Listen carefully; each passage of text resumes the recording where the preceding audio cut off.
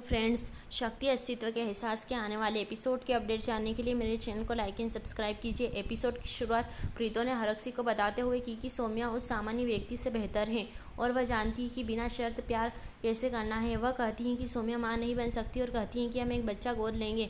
वह कहती हैं कि अगर हरमन की शादी एक सामान्य लड़की से हो जाती तो हम क्या करते, लेकिन वह खुश नहीं होता। हरमन प्रीतो से कहता है कि वह उसे समझाए नहीं क्योंकि वह अपनी नकली प्रतिष्ठा से परेशान है।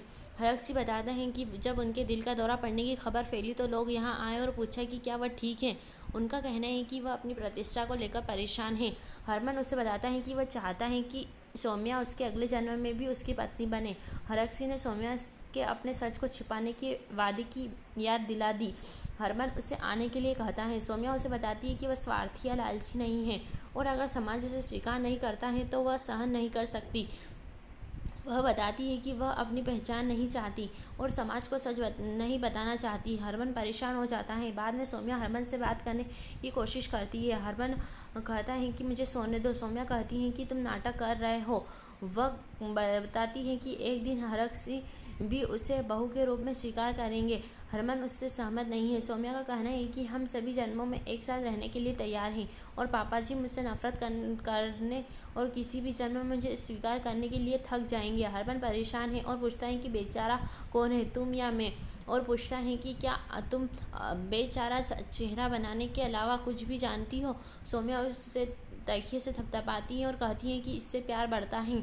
हरमन हाथ में तकिया लेता है। सौम्या कहती है, मम्मी जी तुझे याद कर लिया। सॉन्ग बजता है। हरमन और सौम्या के बीच तकिए की लड़ाई होती है।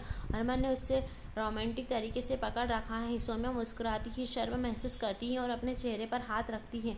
तकिए की लड़ाई के बाद हरमन और सौम्या की आंखों पर पट्टी बंधी है। सौम्या को फ़ोन आता है और वह हरमन को रानी के बारे में बताती है। वे मल्लिका के घर रानी से मिलने आते हैं। रानी पूछती है कि तुम कौन हो।